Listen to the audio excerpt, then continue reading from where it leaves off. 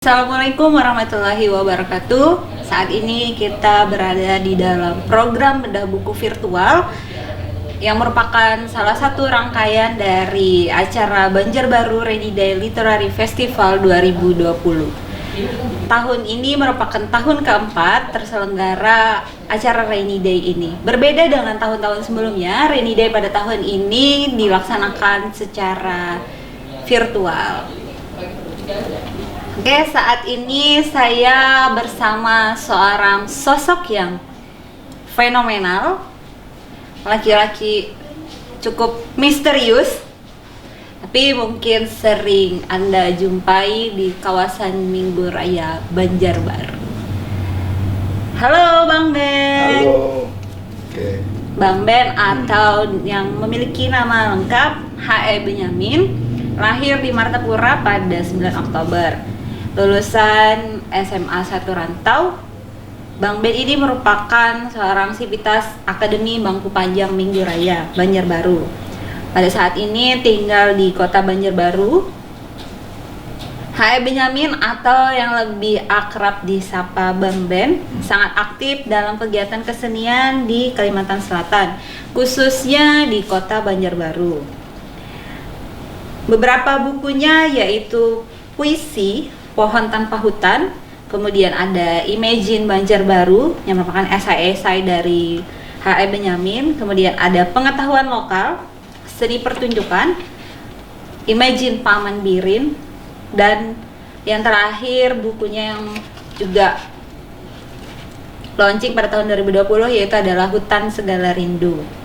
Bang Ben ini merupakan pengelola event bulanan Putri in Action dan memperkenalkan puisi pada masyarakat umumnya dengan gagasannya yaitu Aku Telah Baca Puisi di Minggu Raya. Jadi teman-teman yang mungkin pernah ada di Minggu Raya mungkin bertemu beliau dan pasti dan akan disuruh beliau untuk membaca puisi. Oke, kali ini kita akan mengupas buku seorang sosok misterius tadi, Bang Ben, yang dengan judul Vista Sastra. Dari judul aja mungkin kan agak sedikit fenomenal lah, seperti orangnya juga. Vista Sastra ini merupakan buku esai Bang Ben, di mana di dalam bukunya terdapat 33 tulisan Bang Ben dan dirangkum menjadi satu buku. Ya Bang Ben ya? Ya. Penasaran kira-kira apa sih sebenarnya Vista Sastra ini Bang Ben? Mungkin bisa diceritakan. Oke, terima kasih. Sebenarnya buku Pesta Sastra ini itu sebenarnya esai-esai saya atau tulisan saya yang pernah diterbitkan di koran Radar Banjarmasin, Banjarmasin Pos, misalnya Mata Banua, dan koran-koran yang ada di Kalimantan Selatan. Nah, saya hanya terpikir saat itu melihat begitu banyak sebenarnya karya-karya sastra yang terbit di Kalimantan Selatan. Nah, tetapi karya-karya tersebut mungkin sekali dibicarakan mungkin di warung kopi atau di tempat-tempat nongkrong, itu hanya pembicaraan-pembicaraan lepas. Nah, saya terpikir kenapa kok karya-karya orang Kalimantan Selatan itu tidak ada yang membuat tulisan yang lebih sehingga bisa didialogkan kembali gitu. Saya merasa karya-karya itu mungkin tersimpan di rak-rak buku saja gitu. Karya-karya penulis dari Kalimantan Selatan, baik buku antologi puisinya, kumpulan puisinya, baik kumpulan cerpennya, baik itu novel sendiri gitu. Nah, termasuk juga ada beberapa saya mengulas kegiatan-kegiatan yang ada di Kalimantan Selatan. Contoh kegiatan di Kalimantan Selatan yang cukup berharga itu yaitu tentang arus sastra gitu misalnya. Tapi misalnya ada event, misalnya pernah di sini juga ada roadshow puisi menolak korupsi gitu. Itu yang berhubungan memang dengan luar, penyair-penyair luar yang kumpul di Banjarbaru. Nah, dari beberapa tulisan tersebut, saya mungkin mulai melihat, membaca misalnya novel-novel karya orang Kalimantan Selatan kenapa itu tidak pernah dibicarakan secara lebih, kalau saya lebih beradab gitu. Karena apa? Dengan melalui tulisan, maka karya orang lain itu lebih berharga, lebih beradab dipandangnya gitu. Walaupun sebenarnya sebagian saya mungkin mengatakan ada hal-hal yang perlu dikoreksi atau persepsi dalam menulis itu cukup dangkal gitu. Tetapi saya selalu mengatakan bahwa buku sejelek apapun dikatakan dalam tulisan, itu menyatakan bahwa buku tersebut lebih berharga. Karena apa? Karena ada yang mengulas, ada yang membicarakan, ada yang menceritakan kembali, ada yang mengajak orang lain untuk melakukan dialog kembali terhadap karya-karya tersebut gitu. Nah, di situ juga misalnya ada Ivan berhubungan dengan kasus-kasus penjurian, plagiat, itu juga ada perdebatan-perdebatan terjadi. Saya ikut masuk untuk terlibat dalam perspektif saya gitu. Nah, jadi beberapa hal di dalam buku ini saya memang membahas misalnya antologi kumpulan puisinya Eko Suryadi WS yang ada di Kota Baru. Beliau punya misalnya tentang puisi-puisi yang berhubungan dengan lingkungan sekitar mereka, itu yang berhubungan dengan laut, gunung, karena Kota Baru adalah satu pulau gitu. Nah, saya melihat kenapa hal tersebut itu menjadi penting. Tulisan-tulisan orang Kalimantan itu adalah titik penting dari kebudayaan itu sendiri sebenarnya. Bagaimana orang Kalimantan itu merasakan, atau orang yang tinggal di Kalimantan Selatan merasakan istilahnya feeling of experience-nya itu terhadap lingkungannya, terhadap budayanya. Nah, itu tertuang di dalam buku-buku yang mereka tulis sebenarnya.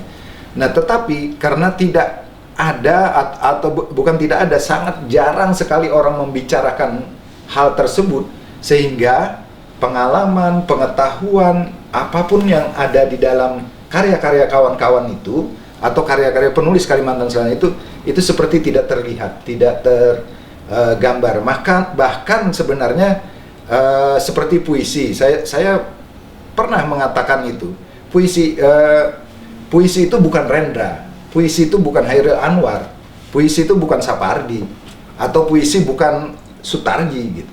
Puisi ya puisi yang dihasilkan oleh orang yang melakukan kerja kerja perenungan, kerja pengamatan, kerja hal yang berhubungan dengan sesuatu yang ingin dia bayangkan, dia lakukan secara imagine dia terhadap sekitarnya, mungkin itu.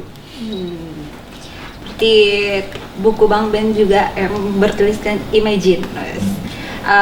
Berarti Vista Sastra ini merupakan catatan-catatan tentang Bang Ben terhadap lanskap sastra dan budaya yang ada di Kalimantan Selatan. Jadi mungkin lebih ke bahasanya lebih diterjemahkan lebih kepada karakteristik kultural oleh orang-orang Banjar itu sendiri. Nah, selanjutnya Bang Ben, karena buku ini lumayan tebal, selain ini ada sih buku Bang Ben yang lumayan tebal juga, tapi buku Vista Sastra ini gimana sih proses kreatifnya Bang Ben? Maksudnya ada kendala atau ada hal-hal yang mungkin menyulitkan untuk akhirnya terbitlah buku Vista Sastra ini? Ya, jadi gini, dalam sebenarnya proses kreatif, kata orang itu proses kreatif gitu ya. Proses kreatif itu sebenarnya seberapa luas sebenarnya pembacaan kita terhadap berbagai hal sebenarnya. Jadi kalau kita membaca buku atau novel itu selama kita mempunyai membaca hanya satu perspektif, kita hanya menemukan setengah perspektif sebenarnya. Dari segi misalnya novel A kita baca, dia mempunyai satu perspektif, lalu kita membaca dengan setengah perspektif gitu. Nah, maksud saya dari proses kreatif itu saya karena ada minat ya, interest saya terhadap kondisi di Kalimantan Selatan, istilahnya penyair, penulis itu lebih membanggakan kalau itu tulisan mungkin dari Jawa, orang dari Jakarta, itu selalu seperti dibayangkan adalah sesuatu yang luar biasa. Lalu kawan-kawan atau teman-teman atau penulis dari Kalimantan Selatan sendiri itu ya udah aku kenal kok orangnya gitu kan. Jadi underestimate duluan bahwa karya orang di Kalimantan Selatan, tetapi sepengamatan saya, buku-buku karya orang Kalimantan Selatan, baik novel, baik cerpen, baik puisi, itu sebenarnya ya tidak ada jauh beda itu tadi, tidak ada nggak terlalu jauh bedanya gitu. Jadi mereka mempunyai cara pandang sendiri, cara ungkap sendiri, yang itu sebenarnya bisa dilakukan oleh kawan-kawan di misalnya seperti di Banjarbaru. Kita tidak lagi menyatakan bahwa yang ini lebih bagus, tapi bagaimana kamu mau membaca apa tidak gitu. Nah, saat kamu mau membaca, kamu punya interest terhadap sesuatu, kamu melihat sesuatu, lalu kamu akan menuangkannya gitu. Jadi selama buku misalnya novel itu sebagus apapun, kalau orang di Kalimantan Selatan misalnya atau di belahan bumi mana tidak membacanya, yaitu tidak ada harganya.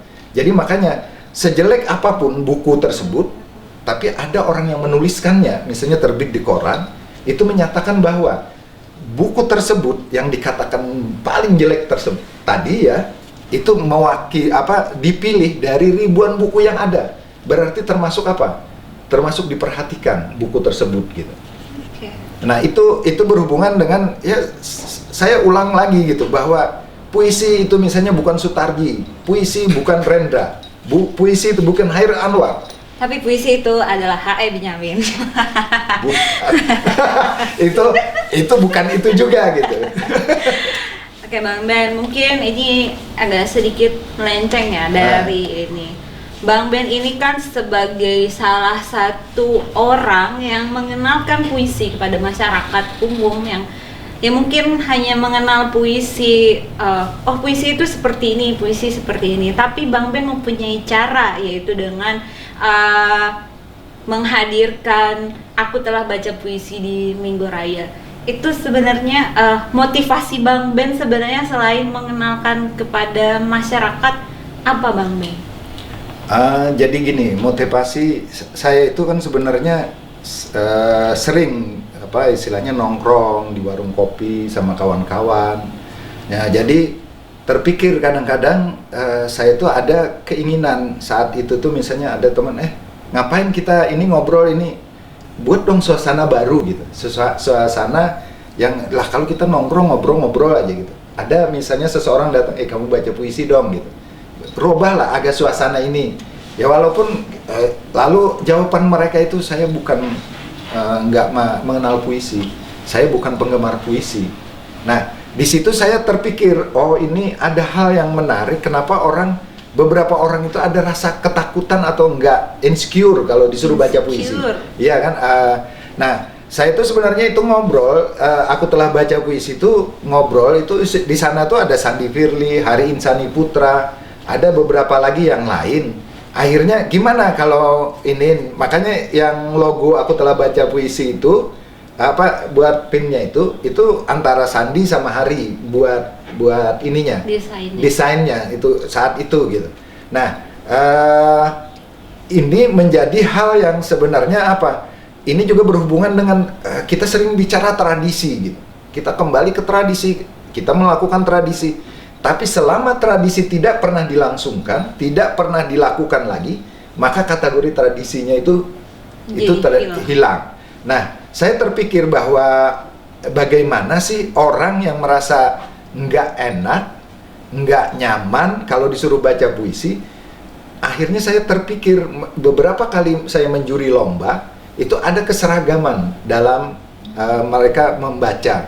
Karena mereka mungkin mencontoh gurunya, mencontoh orang lain, dan di situ juga memberi inspirasi saya bahwa orang baca puisi nggak harus dalam istilahnya dalam satu bentuk aja gitu. Tapi semua orang itu harus mengenali dirinya supaya dia saat membaca itu adalah mewakili dirinya, bukan mewakili si A, mewakili si B yang karena dia mempunyai dielu-elukan dalam membaca puisi, lalu dia mewakili untuk baca puisi gitu. Enggak. Nah, makanya dalam Aku Telah Baca Puisi nggak ada syarat sebenarnya, ada 3 syarat. Tidak ada syarat bagaimana orang membaca puisi itu seperti apa. Syarat pertama itu saat kamu membaca puisi, di tengah jalan kamu terhenti membacanya, ada yang mengganggu kamu tertawa, maka kamu ditambah 10 puisi. Syarat kedua, seandainya saat kamu membaca belum selesai, ada anjing gila atau ada ular yang mendekat ke kamu, yang lain boleh pergi, kamu tidak boleh pergi, kamu tetap menyelesaikan. Yang ketiga, bagaimana cara membaca puisi yang di tangannya dia, itu adalah jangan ikuti orang lain, jangan tanya orang lain, tanya sama diri kamu aja gitu. Nah, ini sebenarnya saya hanya ingin bahwa orang tidak perlu merendahkan dirinya sendiri gitu. Jadi semua orang boleh berhak membaca puisi. Semua orang itu secara tidak langsung itu dekat sekali dengan puisi sebenarnya. Setiap orang, walaupun mungkin dia ada yang mengaku saya sukanya nyanyi, saya sukanya nari, passion saya ini saya. Nah seperti itu, misalnya orang suka nyanyi, masa dia nggak dekat sama puisi? Syair itu berdekatan dengan puisi sebenarnya. Oke, berarti konsep aku telah baca puisi di Minggu Raya itu bukan berarti ketika orang diminta untuk membacakan puisi seperti orang pada biasanya yang membacakan puisi secara struktural, tapi bagaimana dia mencoba untuk mengenali dirinya dan membawakan puisi itu ya. Seperti yang disebutkan Bang Ben tadi, misalnya kayak seperti orang penyanyi mungkin dengan dia membaca puisi dengan sebuah nyanyian, atau mungkin seorang penari dia membacakan puisi dengan sambil bergerak gitu. Dengan itu bisa. Tubuh gitu. Nah. Luar biasa sekali Bang Ben ini, memang betul ya, berarti sebagai seorang sosok yang kenapa ketawa?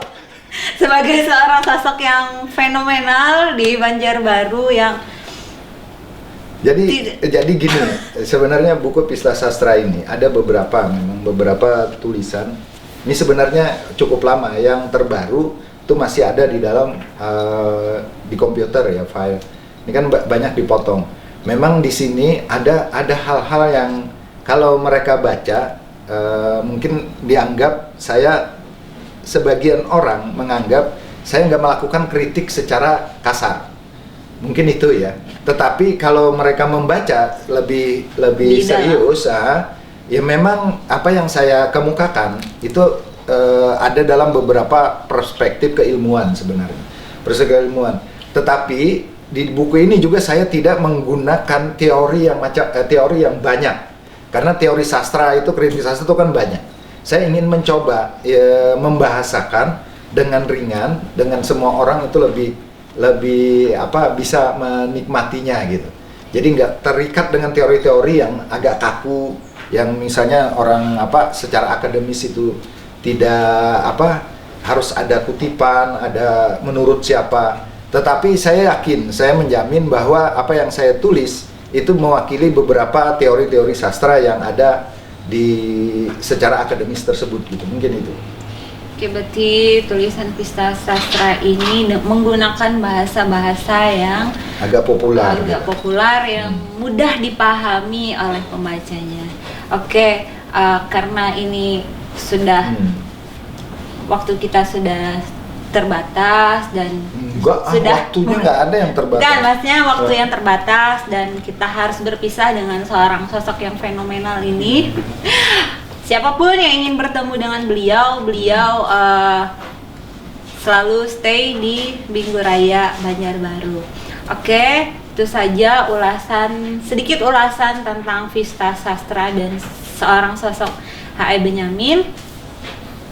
Sekian dan terima kasih. Sampai jumpa di program selanjutnya.